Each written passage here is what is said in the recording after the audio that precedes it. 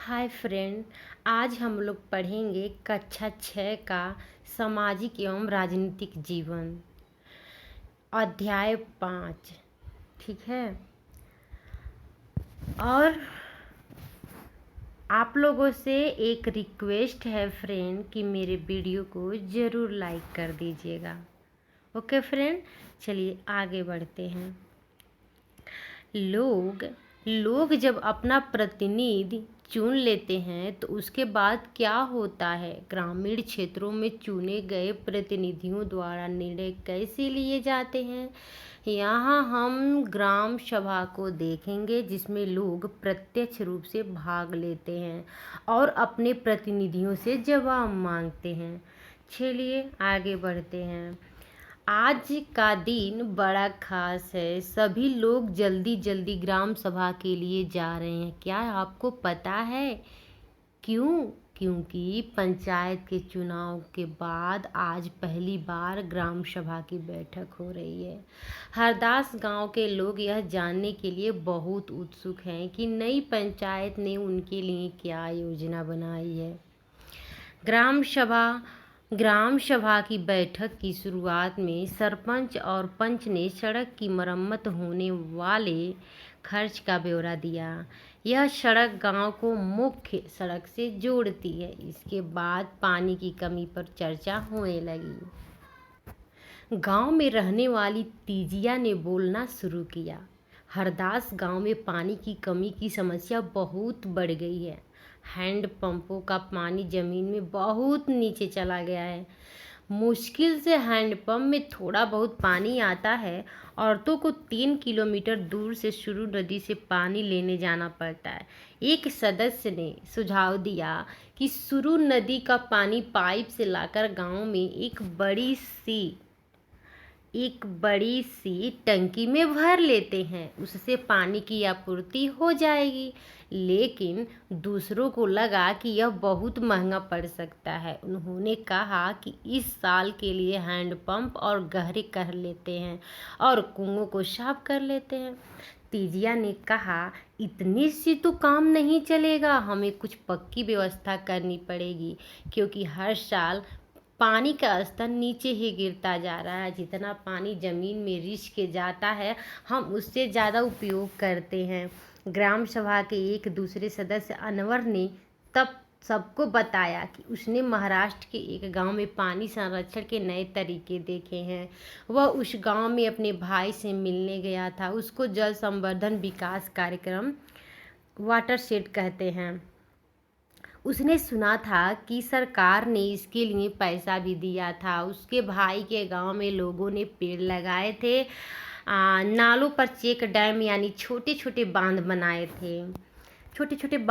सबको अनवर का यह विचार बड़ा अच्छा लगा और सबने ग्राम पंचायत को इसके बारे में पता करने के लिए कहा। ये हम लोग देखते हैं ग्राम सभा क्या होती है। तो ग्राम सभा वह होती है जब किसी पंचायत क्षेत्र में रहने वाले सभी वयस्कों यानी 18 वर्ष की आयु से ऊपर की सभा होती है। कोई भी व्यक्ति जिसकी आयु 18 वर्ष या उससे ज़्यादा हो, जिसे वोट देने का अधिकार प्राप्त हो और जिसका नाम गांव की मतदाता सूची में हो, वह ग्राम सभा का सदस्य हो सकता है। दूसरा है ये ग्राम सभा की बैठक में अब तक कौन सी समस्याओं पर चर्चा हो चुकी थी, उनके किस तरह के हल सुझाए गए। तो ग्राम सभा की बैठक निम्नलिखित समस्याओं पर चर्चा हुई थी। गांव को मुख्य सड़क से जोड़ने वाली सड़क की मरम्मत पर होने वाले खर्च का ब्यौरा दिया गया था। गांव में पानी की कमी समस्याओं के हल के लिए बहुत से हल सुझाए गए थे, जैसे सुरू नदी का पानी पाइप से लेकर गांव में एक बड़ी टंकी में भरना, जिससे पानी की आपूर्ति बढ़ जाएगी। हैंडपंप को और गहरे कर लेना तथा कुओं को साफ करना। जल संवर्धन विकास कार्यक्रम, वाटरशेड प्रारंभ करना। नालों पर चेक डैम यानी छोटे छोटे बांध तथा टंकियां बनाना। ठीक है फ्रेंड। तो ग्राम सभा में चर्चा के लिए अगला मुद्दा था गरीबी रेखा के नीचे वाले लोगों की सूची पर स्वीकृत लेना। जैसे ही सूची में दर्ज नाम पढ़ने शुरू किए गए, लोगों के बीच खुसर फुसर होने लगी। नटवर ने हाल ही में तो एक रंगीन टेलीविज़न खरीदा है और उसके बेटे ने एक नई मोटरसाइकिल भी भेजी है। वह गरीबी रेखा के नीचे कैसे हो सकता है? सूरजमल ने अपने पास बैठे आदमी से धीरे से कहा। सरोज ने सूखी बाई से कहा, बिरजू का नाम इस सूची में कैसे आ गया? उसके पास तो इतनी ज़मीन है, इस सूची में तो सिर्फ गरीब लोग होने चाहिए। ओम प्रकाश एक मजदूर है, ठीक है। ओम प्रकाश एक मजदूर है, उसके पास बिल्कुल ज़मीन नहीं है, वह मुश्किल से अपना गुजारा चला पाता है, पर उसका नाम इस सूची में नहीं है। सुखी बाई ने कहा, तुम्हें तो पता ही है कि नटवर और बिरजू अमीर चंद के दोस्त हैं। अब अमीर चंद को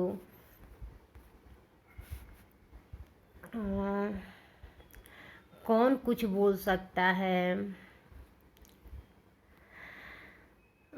आमिर चंद पहले गांव का जमींदार था और अब भी बहुत सारी ज़मीन का मालिक है, लेकिन हमें ओम प्रकाश का नाम तो सूची में डलवाना ही चाहिए। सरपंच ने देखा कि लोगों के बीच में खुसर फुसर हो रही थी। उन्होंने पूछा कि अगर किसी को कुछ कहना हो तो कहे।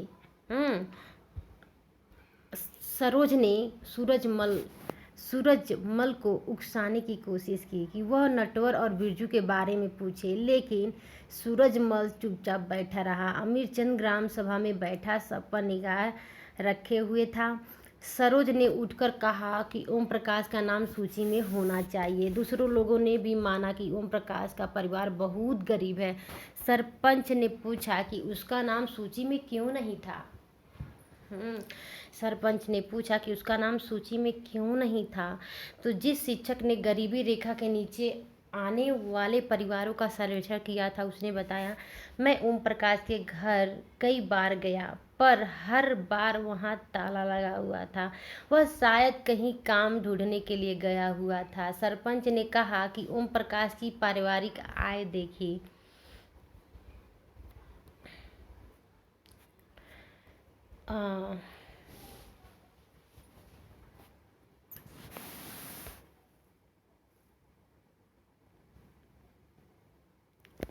ये देख लेते हैं, कुछ क्वेश्चन यहाँ पे उठाए गए हैं। ग्राम सभा में गरीबी रेखा के नीचे आने वाले परिवारों की जो सूची निर्धारित हो रही थी, क्या उसमें कोई गड़बड़ी थी? यदि हाँ, तो वह गड़बड़ी क्या थी?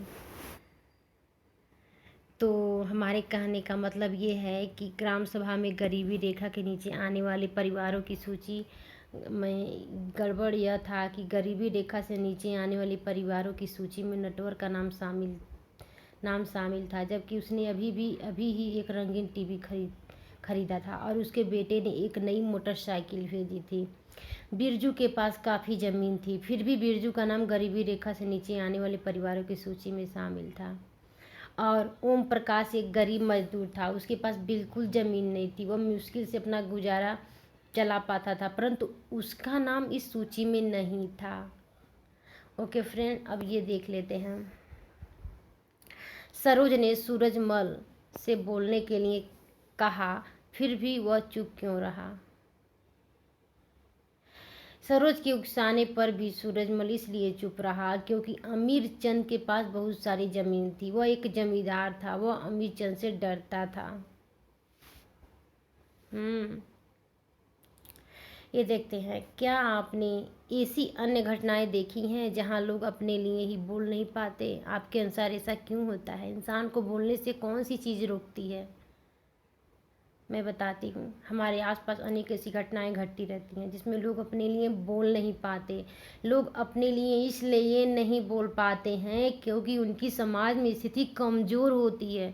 वे आर्थिक, सामाजिक और शैक्षिक तीनों रूप से कमज़ोर होते हैं, जिसके कारण वे किसी भी विपरीत स्थिति का मुकाबला करने की स्थिति में नहीं होते। इसलिए वे किसी भी प्रकार के झगड़े से बचने के लिए ही ऐसा करते हैं। वे लोग झगड़ा नहीं करना चाहते।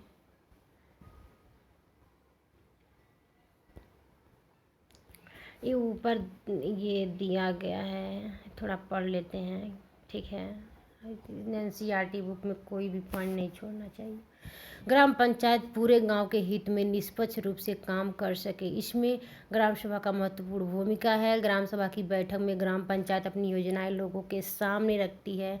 ग्राम सभा पंचायत को मनमाने ढंग से काम करने से रोक सकती है, साथ ही पैसों का दुरुपयोग एवं कोई गलत काम न हो इसमें इसकी निगरानी भी करती है। इस तरह से ग्राम सभा चुने हुए प्रतिनिधियों पर नज़र रखने और लोगों के प्रति उन्हें जिम्मेदार एवं जवाबदेह बनाने में बहुत ही महत्वपूर्ण भूमिका निभाती है।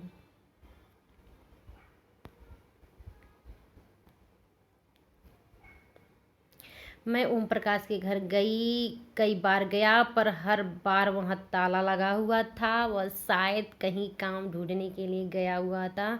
सरपंच ने कहा कि ओम प्रकाश की पारिवारिक आय देखी जाएगी और अगर वह सरकार द्वारा तय की गई राशि से कम है तो उसका नाम भी सूची में शामिल किया जाएगा।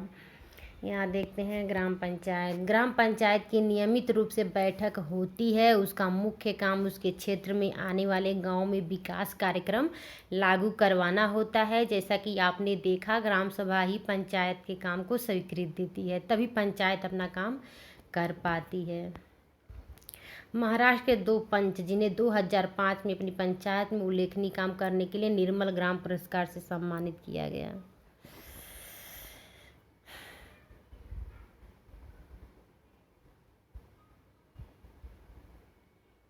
ग्राम पंचायत के काम यहाँ पे दिया गया है कि सड़कों, नालियों, स्कूलों, भवनों, पानी के स्रोतों और अन्य सार्वजनिक उपयोग के भवनों का निर्माण और रखरखाव। दूसरा दिया गया है स्थानीय कर लगाना और इकट्ठा करना, गांव के लोगों को रोजगार देने संबंधी सरकारी योजनाएं लागू करना। ग्राम पंचायत की आमदनी के स्रोत, घरों एवं बाजारों पर लगाए जाने वाले कर से मिलने वाली राशि, विभिन्न सरकार विभागों द्वारा चलाई गई योजनाओं की राशि जो जनपद एवं जिला पंचायत द्वारा आती है। समुदाय के काम के लिए मिलने वाले दान। कुछ राज्यों में ग्राम सभाएं काम करवाने के लिए समितियां बनाती हैं।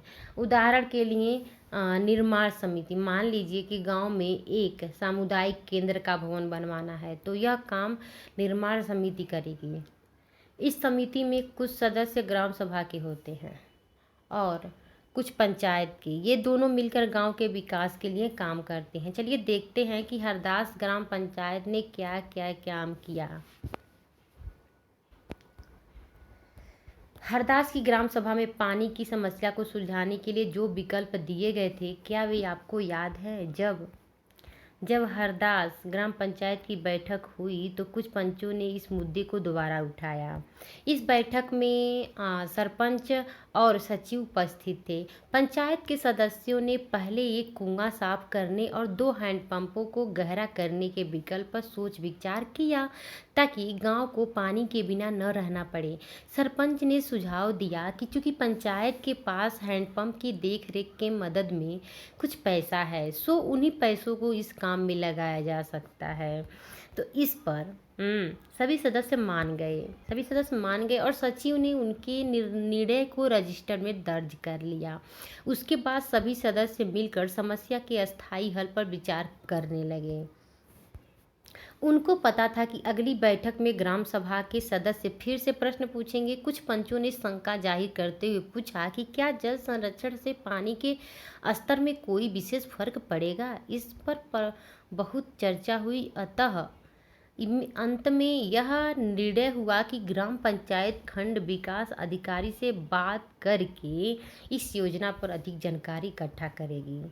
तो हरदास ग्राम पंचायत में क्या क्या निर्णय लिए गए? तो हरदास ग्राम पंचायत में निर्णय यह लिया गया कि एक कुआं साफ कराने तथा 2 हैंडपंपों को गहरा कराने का निर्णय लिया गया ताकि गांव को बिना पानी के रहना न पड़े। ये तो हो गया। ये देखते हैं, क्या आपको लगता है कि ये निर्णय लेने जरूरी थे? क्यों? हरदास ग्राम पंचायत में ये निर्णय लेना जरूरी था क्योंकि गांव के लोगों के सामने पानी की ही समस्या सबसे बड़ी थी। अतः सबसे पहले उसी समस्या का हल करने का निर्णय लिया गया। ये देखते हैं ये वाला। ऊपर दिए गए विवरण में से एक प्रश्न बनाइए जो अगली ग्राम सभा की बैठक में लोग पंचायत से पूछ सकते हैं। तो हरदास ग्राम पंचायत की अगली बैठक में लोग निश्चित रूप से जल संवर्धन विकास कार्यक्रम से संबंधित योजना के विषय में प्रश्न पूछ सकते हैं। जल संवर्धन विकास कार्यक्रम ने केवल 2 वर्षों में इस बंजर जमीन को हरे भरे मैदान में बदल दिया।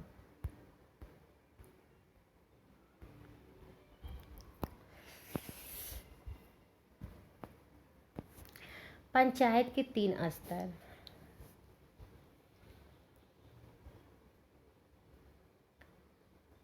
हरदास गांव की ग्राम सभा और पंचायत के बारे में पढ़ने के बाद आपको समझ में आ ही गया होगा कि पंचायती राज व्यवस्था एक ऐसी प्रक्रिया है जिसके द्वारा लोग अपनी सरकार में भाग लेते हैं। ग्रामीण क्षेत्रों में ग्राम पंचायत लोकतांत्रिक सरकार का पहला स्तर है। ग्राम पंचायत ग्राम सभा के प्रति जवाबदेह होती है क्योंकि ग्राम सभा के लोग ही उसको चुनते हैं। पंचायती राज व्यवस्था में लोगों की भागीदारी 2 और स्तरों पर होती है। ग्राम पंचायत के बाद दूसरा स्तर विकास खंड का होता है। इससे जनपद पंचायत या पंचायत समिति कहते हैं। एक पंचायत समिति में कई ग्राम पंचायतें होती हैं। पंचायत समिति के ऊपर जिला पंचायत या जिला परिषद होती है। यह तीसरा स्तर होता है। जिला परिषद एक जिले के स्तर पर विकास की योजनाएं बनाती है। पंचायत समिति की मदद से जिला परिषद सभी पंचायतों में आवंटित राशि के वितरण की व्यवस्था करती है। संविधान में दिए हुए निर्देशों के आधार पर देश के हर राज्य ने पंचायत से जुड़े कानून बनाए हैं। इसलिए पंचायत संबंधी कानून हर राज्य में कुछ अलग अलग हो सकते हैं। इसके पीछे मुख्य विचार यही है कि अपने गांव की व्यवस्था में लोगों की भागीदारी बढ़े और उन्हें अपनी आवाज़ उठाने के लिए ज़्यादा से ज़्यादा मौके मिले।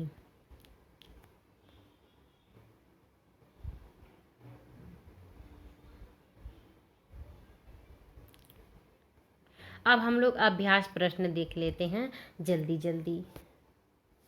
हरदास गांव के लोग समस्याओं का सामना कर रहे थे। हरदास गांव के लोग किन समस्याओं का सामना कर रहे थे? उन्होंने अपनी समस्याएं सुलझाने के लिए क्या किया?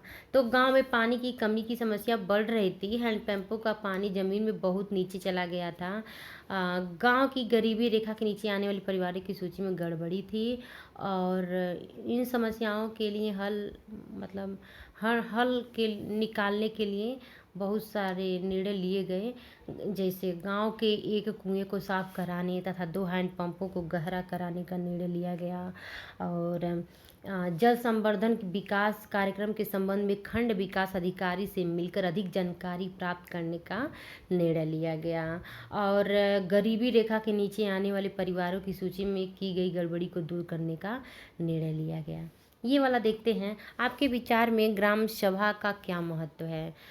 दूसरा है कि आपके विचार में ग्राम सभा का क्या महत्व है? क्या आपको लगता है कि सभी लोगों को ग्राम सभा की बैठक में भाग लेना चाहिए और क्यों?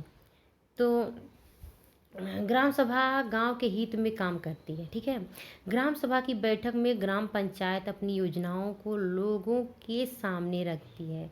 ग्राम सभा में गांव के लोगों की समस्याओं पर चर्चा होती है और उनका समाधान ढूंढा जाता है। सभी लोगों को ग्राम सभा की बैठक में भाग लेना चाहिए क्योंकि गांव के लोग ही अपनी समस्याओं के बारे में जानते हैं। वे ही उन समस्याओं के विषय में अच्छी तरह बता सकते हैं और इन समस्याओं के हल के लिए अपने सुझाव भी दे सकते हैं। यदि वे ग्राम सभा की बैठक में भाग नहीं लेंगे तो अपनी समस्याएं कैसे बताएंगे और उनका समाधान कैसे होगा? तीसरा है अपने क्षेत्र या अपने पास के ग्रामीण क्षेत्र में पंचायत द्वारा किए गए किसी एक काम का उदाहरण लीजिए और उसके बारे में निम्नलिखित बातें पता कीजिए।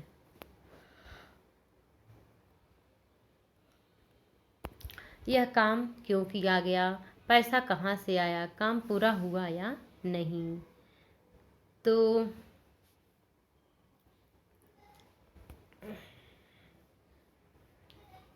ये वाला देखते हैं, यह काम क्यों किया गया। ठीक है, तो गांव में पंचायत ने नालियां बनाने का काम किया क्योंकि गांव में गंदा पानी चारों ओर फैला रहता है, जिससे लोगों को आने जाने में परेशानियां तो होती थीं और गांव में बीमारियां फैलने का खतरा था। पैसा कहाँ से आया, तो घरों एवं बाजारों पर लगाए जाने वाले कर से मिलने वाली राशि से आया। विभिन्न सरकारी विभागों द्वारा चलाई गई योजनाओं की राशि से जनपद जिला पंचायत द्वारा आती है। समुदाय के काम के लिए मिलने वाले दान से आया। ठीक है, काम पूरा हुआ या नहीं, यह काम पूरा हुआ।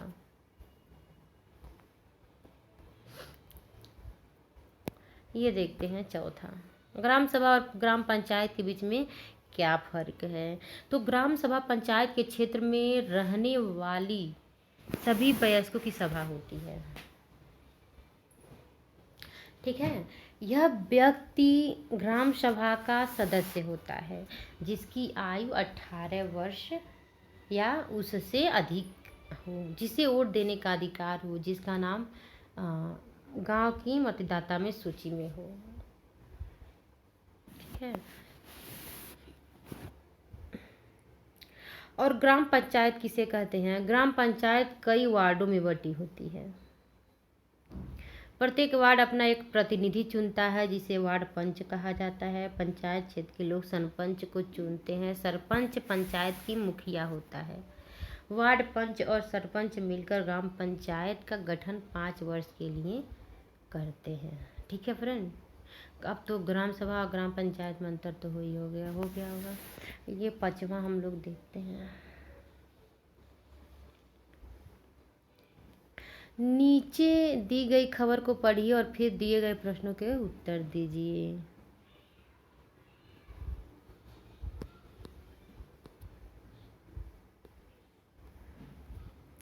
चलिए पढ़ लेते हैं।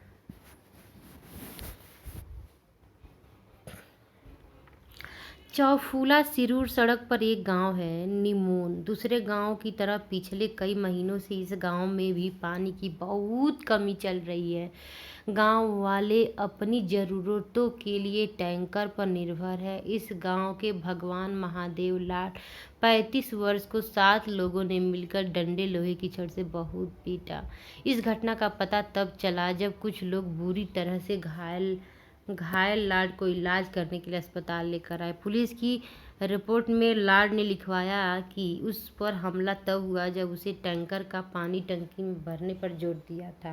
टंकी निमोन ग्राम पंचायत की जल आपूर्ति योजना के तहत बनाई गई थी ताकि पानी का समान रूप से वितरण हो, परंतु लाड का आरोप था कि ऊंची जाति के लोग इस बात के खिलाफ थे। वे टैंकर के पानी पर दलित जातियों का अधिकार नहीं मानते थे। इंडियन एक्सप्रेस की एक खबर 1 मई 2004।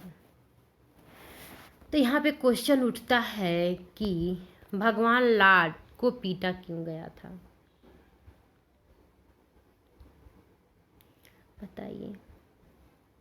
तो इसका उत्तर यह है कि भगवान लाड चाहता था कि टैंकर का पानी टंकी में भरवा दिया जाए ताकि सभी ग्रामवासियों को पानी का समान वितरण हो सके। टंकी निमोन ग्राम पंचायत की जल आपूर्ति के लिए बनाई गई थी, लेकिन ऊंची जाति के लोग पानी का केवल स्वयं उपयोग करना चाहते थे क्योंकि वे टैंकर के पानी पर दलित जातियों का अधिकार नहीं मानते थे।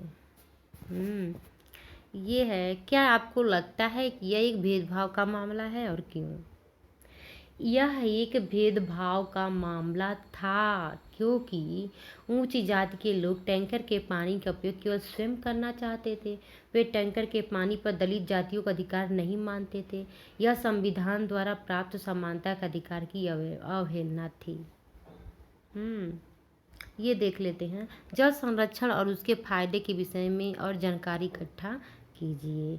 तो पानी की आवश्यकता, इसका आंसर होगा 6वें का।